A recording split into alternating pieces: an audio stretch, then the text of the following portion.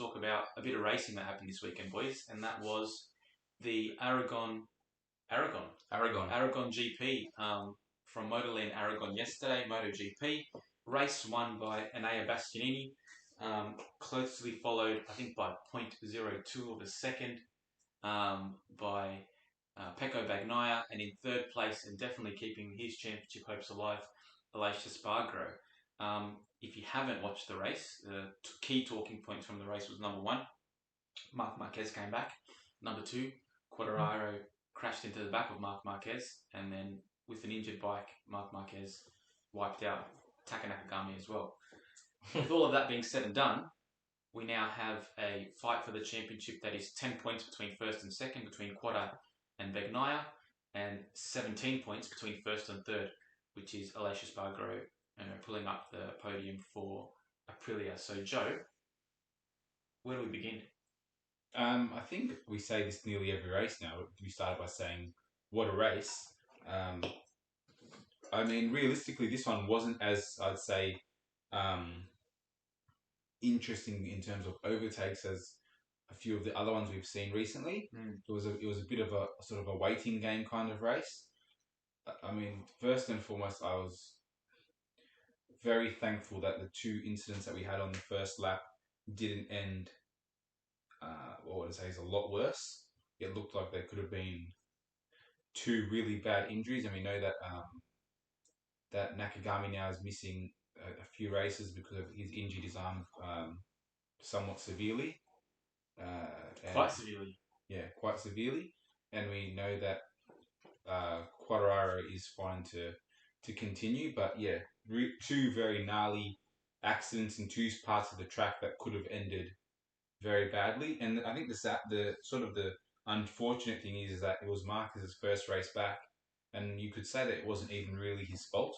There were sort of just 2 racing incidents. The first one with him just sort of lighting up the rear tyre a bit and Quartararo being at the wrong place at the wrong time. And then the second one was him sort of having a peek down at the fender that was rubbing on his tyre at the same time as when Nakagami was coming alongside him. It was just a really awkward tumble.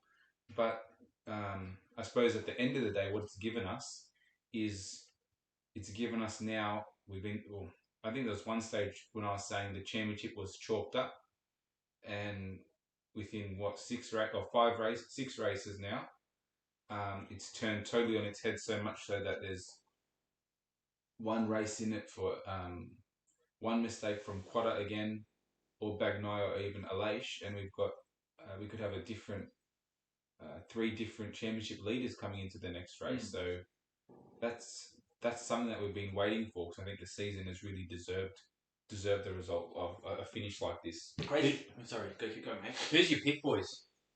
Pecco. I'm thinking Pecco because I would say if Quartararo can sort of wrestle this lack of momentum back, this would be a great championship for him.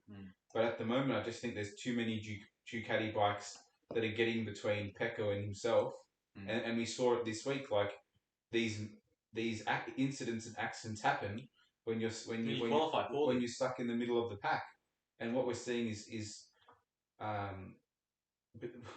Miller and Bastianini are giving Bagnaia a cushion all these races, and even if they're racing hard at the end, they're still there's no one to challenge him by the end of the race except his own boys. The other problem is with Aprilia being somewhat competitive as well. Even if you've got Aleix, normally pulling up the rear of the podium or between 3rd and 6th, let's say, and you've got Quartararo coming from behind him as well. Like that's another unintentional rear gunner that he has to get through. So by the time he gets to Bagnaia, who's normally starting from pole and leading from the beginning, you have to get through 1 Aprilia, not in recent past 2 Aprilias, Jack Miller, not really a Suzuki, but at least 1 or 2 of the Pramac boys as well. So it's not easy. I have to say that it's Bagnaia's for the taking. And if I was Enea Bastianini, those 2 races, I think Le Mans and could have been Assen, where he had those 2 falls and kind of really blew his championship apart. I would be ruining those misses now. Unfortunately for him, he's kind of just a little bit too far, I think, out with 5 races to go.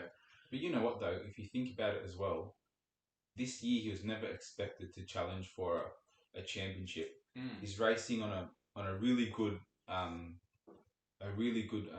sort of older model bike, and it's really interesting watching the three different Ducati teams on the grid now, because you've got the Pramac boys who are on the totally new bike with the whole new suspension setup. You've got the Ducati factory team who are running a hybrid of last year's and this year's bike, and then you have Bastianini who's riding last year's bike.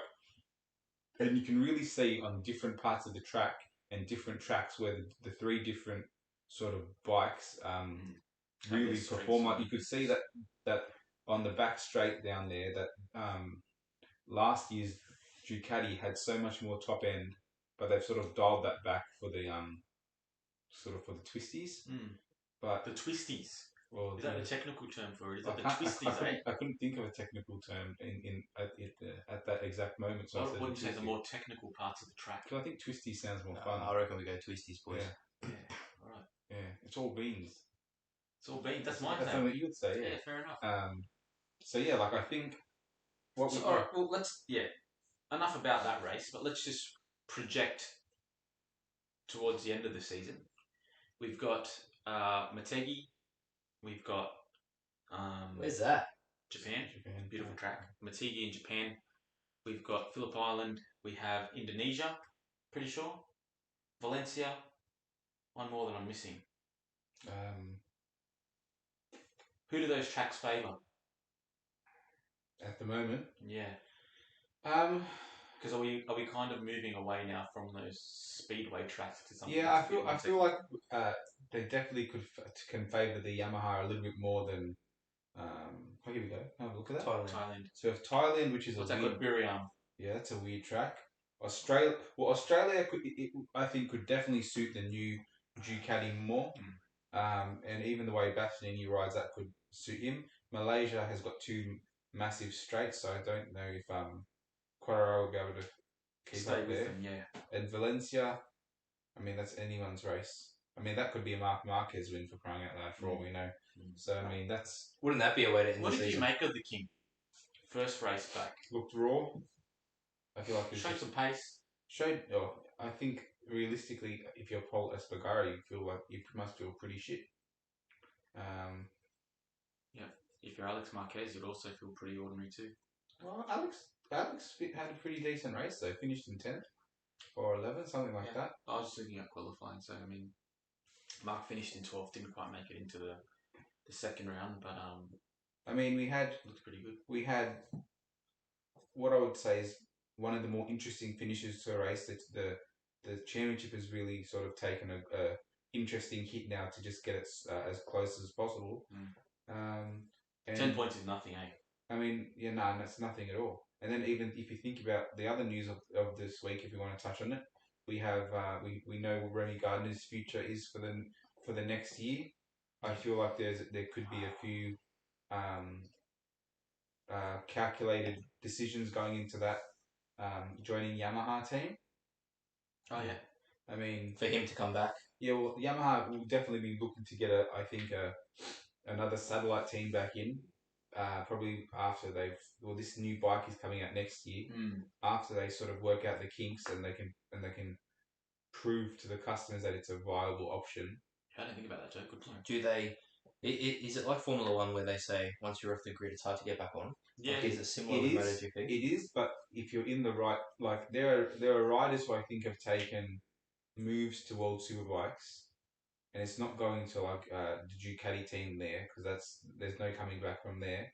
But I feel like with Lecuona going to Honda, there could be something there, especially if the pace is showing. I think Yamaha. I think it's because the Honda and Yamaha haven't got the stable of young riders coming through, and that's where the options are coming the problem that exists with like the move to World Superbikes is a demotion for Remy, and the issue that he faces is that every year, just with the stable of MotoGP, Moto3, Moto2 constantly having that flow pushing up to MotoGP, if he does want to get back to the grid, even next year when he's on was it GYT? Yamaha. Yeah. When he's on the Italian Yamaha, essentially. If he wants to get back on the MotoGP grid, he needs to really dominate World Superbike. Yeah, but if he has to. He has to dominate, but like for him, so you have to dominate. Number one, like you can't go there and take you to settle in. That's 100% on him. But if he does dominate, say Morbidelli has another year struggling, or they bring another Yamaha team into the stable the year after.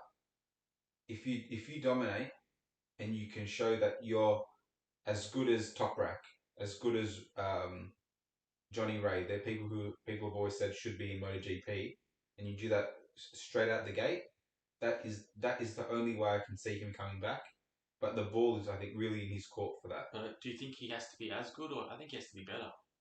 No, I feel like if he's there or thereabouts, he'll come back. The interesting thing for me was this week they were saying that he was looking at options in Moto2 to go back down to Moto2. Now, him going to World Superbike allows him to race with men as opposed to boys. I don't think from an ego point of view you ever want to go from MotoGP back to Moto2. But is there some credence in a decision to go back to Moto2? Because at the very least during the feeder series, and eyes are constantly on you, so it's much easier to go kind of down and back up as opposed to out and then back in. But you know what though, say he goes down to Moto2, right, and he doesn't have the team.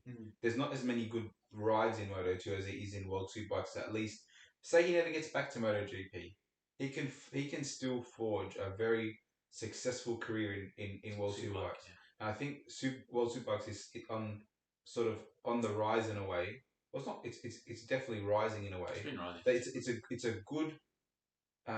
a good show. You know what I mean? It's a good place to be if you're not going to be in MotoGP. And so I feel like for him, it's a no-lose situation. It's the best option he has at the moment for a bad situation. And if he doesn't come back, it's a good place to be. Yeah. H, what are your views on World Superbike, mate? To be honest, mate, I have no idea.